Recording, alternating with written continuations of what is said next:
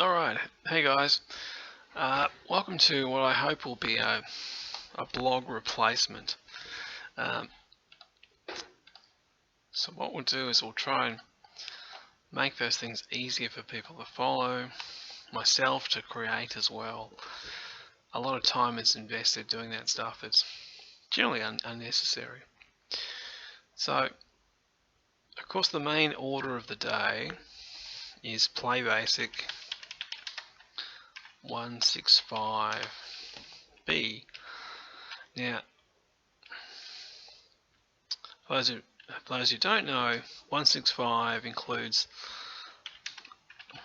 the new VM or runtimes and a bunch of sort of compiler changes as well, and even the execution format is entirely different than the 164 revisions. We're almost all the way through that, and then we had a sort of a family. Well, you know, my father passed away, and I've had to take over the care of my elderly mother.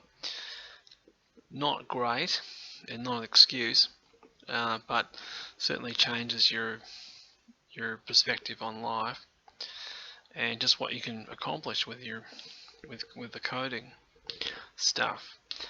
It certainly put us back a long way. It's a bit of a shame. Felt like there was a lot of momentum going there at one point, about this time last year really, and then that had to happen. Anyway, so 165 has a brand new runtime.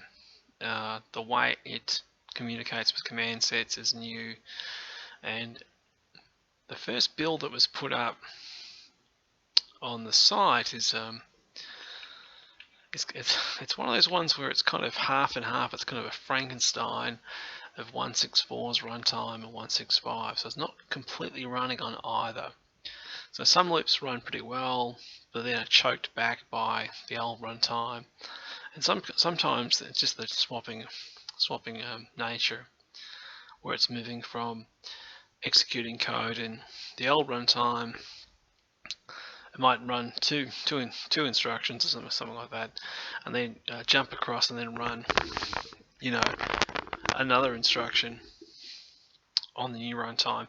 And it's very expensive to actually start and stop.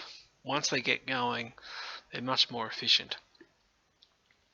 Now, some of the old command sets have cheats in them, and that really kind of goes back a long way to unrolling a lot of the runtime that was done early on, and you know, it was probably needed. You needed a bit of extra performance here or there, and what I mean by cheats is some of the runtime command set and runtime are kind of mangled into one thing, so they weren't actually functions you were calling when you call the command. It was just a built-in part of the runtime. Yeah, what we did with 164 when we were building PlayBASIC to DLL, that had to basically go.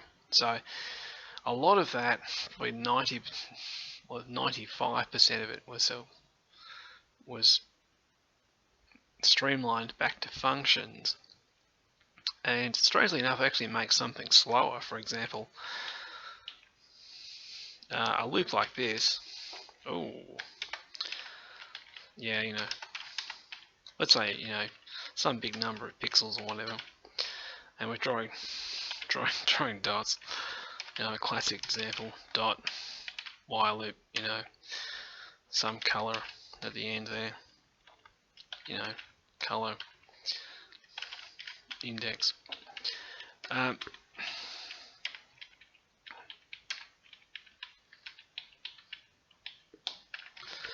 In the old runtime, dot was unrolled from the command set and was embedded inside the instruction set of the runtime itself.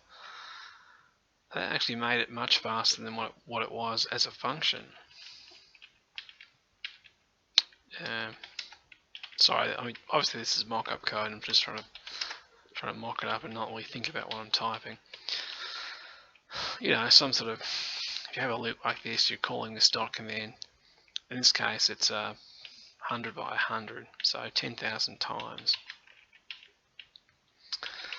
That's 10,000 function calls, which is, I know people seem to think this stuff is really cheap and easy for computers to do these days, but it's not. You know, when you call a function, you're hitting memory, and you're actually hitting there's a lot of memory that's copied. And to do something as simple as drawing one pixel, you know, the idea of hitting memory and then writing possibly, you know, maybe 100 bytes to write that one pixel, to write 4 bytes, and then returning,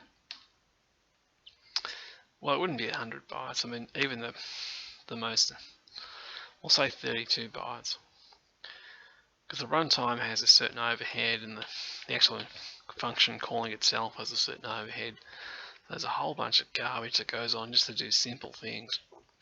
That's why it was inlined in the old VM. In 1.65 it can't work like that. 1.65 has no internal attachment to the command set at all. It has its own instruction set. Then you just insert a command call to external commands, and then it just calls them. Whatever that command does is whatever it does. It has no idea. But of course, if this is a simple loop like this, then we've got a problem. We've got a big fat function call happening 10,000 times. What you could do, of course, is you could actually have, which I've been thinking about for a while, is basically you could stack colors at the end here.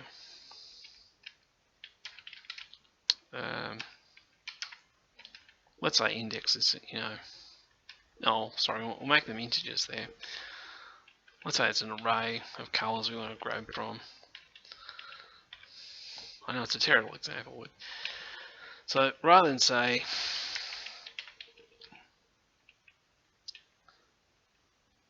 I'm just trying to make up a usage.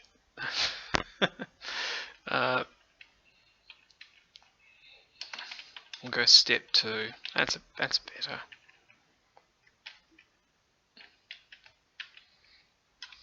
Add the color here, and we'll say, yeah. Now you wouldn't pull this up in an array, but all right. So let's say we're actually drawing.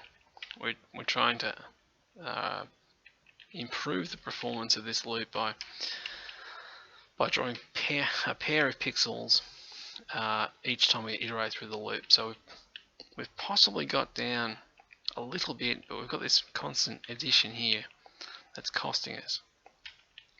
What we could do is we could have a version of dot that actually can draw maybe a list of stacked pixels. So it would draw, it's the equivalent of drawing, we're drawing this color here. Oh, sorry, it should be the .c command, shouldn't it? Yeah. Okay, so we'd be drawing the first pixel at this coordinate, then the second pixel at x loop plus 1. So you can kind of stack them up. And what that would do is it would remove a lot of overhead from these kind of brute force loops. It means that you've got to do a bit of extra sort of work to write them. You know, so if you had a loop like this, for example, we can step across here in 4s. So we've got a quarter of the loop overhead already, which means a quarter of the function calls. And internally, you know, calling our functions a bit heavier now. We've got more parameters pushing across to it, but the write is 4 times faster. This is a massive speed up on what it would be before. So we could possibly have, I'm not saying we'll have an infinite number of these parameters, but I do like that as an idea.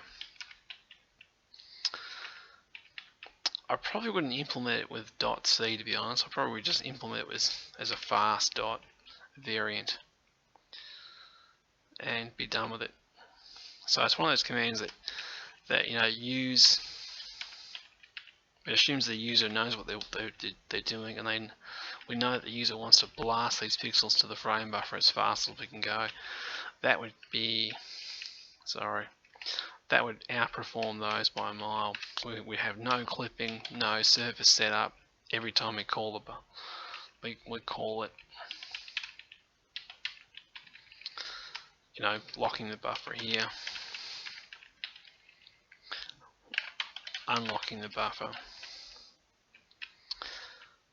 Not quite sure how we got sidetracked onto that, but anyway, the gist of the problem at the moment is what to do with 165 and when to get the new build out. I was looking at the code last night, and I noticed there are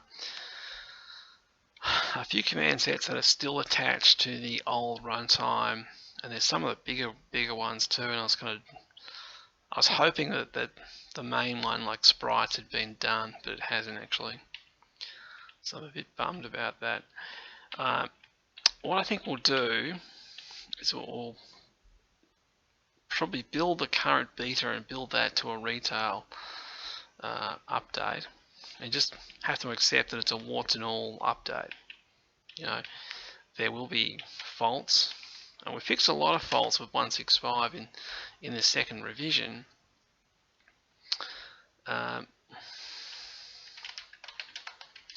So it's going to be warts and all, and but 165 is definitely quicker than 165.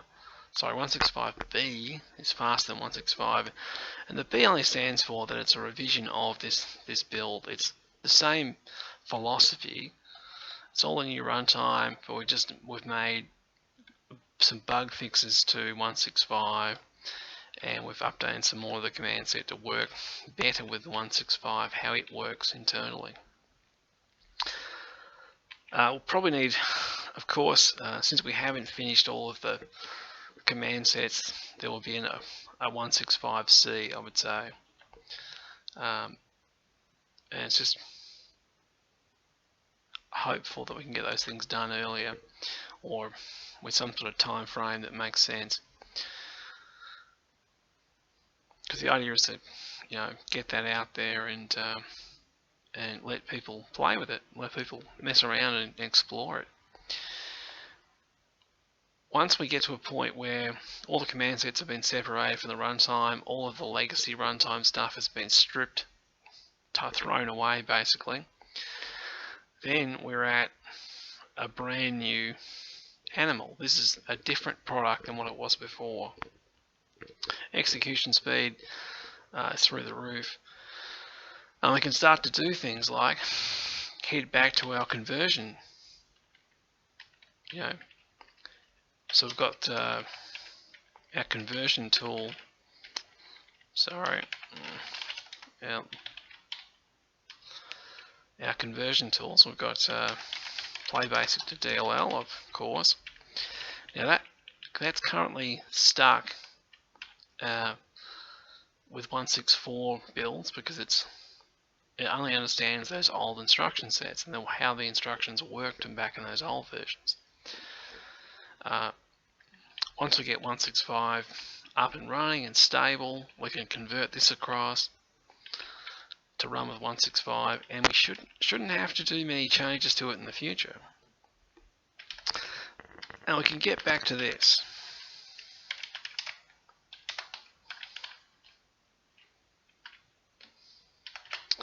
Yep, PlayBASIC to HTML5. Now, or more accurately, really, what it does is it converts it to JavaScript. There's a couple of prototypes I wrote. I think the first one probably was about 4 or 5 years ago now. And the theory was back then is you couldn't just export BASIC across to Java. JavaScript has no concept of things like goto. So any programs that had goto label in it or go sub, some other label, you couldn't easily just translate the logic across. Now, it took a while to come up with a solution around that, and I won't actually describe how that works, but it's entirely possible to have goto, go-sub, all that real core basic stuff get translated straight to JavaScript and execute, and you wouldn't even know it. I'm not talking about using a runtime. The standard approach that people seem to use to do this stuff is they write their runtime in just plain C or C++, send it through some translation tools, and it spits out a version of the runtime written in JavaScript or SM JavaScript, whatever you want to call it. And the result is terrible. The performance absolutely stinks. That's why I don't want to do that. That's the number one reason for not wanting to do it. And one of the things that's been slowing me down with it, when I look at these products that use that same method, they crawl. Like, it's embarrassing seeing really simple games like a Tetris game just walk like a snail's pace. You think, well, who wants to play that? Or how much processing power does it actually require to get that to run at a reasonable speed? It's probably more along the lines of, having the correct browser, having good drivers with it in the background, and having decent sort of video hardware to run that. And then you'll get great performance. You can make some really great stuff with just JavaScript and OpenGL. Right, we can't get to this point until we have the 165 stuff dusted. Obviously, if we can convert to JavaScript, which we can do PB to anything. Absolutely anything. You can have PB to C converters, straight Java, which means completely cross-platform. The trick is going to be, of course, what limitations upon the command set do we place? Do we have a different set of commands, or do we have anything special because we're exporting to these things here? Part of me still thinks that probably the best way of doing it is to have like an include, that's like a set of commands that or kind of a wrapped command set that is available on that the translators understand. So this translator here would have versions of all the code in it, so it might be called cool kid or something like that. It doesn't matter what it is, but they might have a bunch of functions in it to do. You might have cool kid screen, 1000 by 200 or what, you have these wrapped functions. Should be open screen.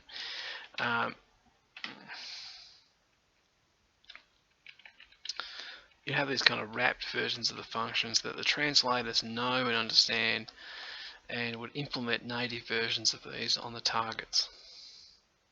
So we're not talking about having an emulated target. We're talking about having a direct native translation of what you write, which you can't do anywhere else, unless you port it yourself. In fact, if you port it yourself, that's the only way you get great results in JavaScript, because quite frankly, it's not a pleasant language to use. I won't be able to guarantee that these things here will be deterministic, and I can tell you right now that basically it's almost impossible to do that. So there'll be subtle, you'll be able to write code that happens to work on a Windows system, but then won't work in HTML5, because you've used some assumption about data in memory being stored a certain way. That's just the way it is. Right, that's a bit of our roadmap. That's where we want to go, and hopefully we can get back and get some progress made. But first thing to do is going to be to get 165 up and running. I do want to build a version of the Learning Edition, you know, based on 164P. I think it's revision 4.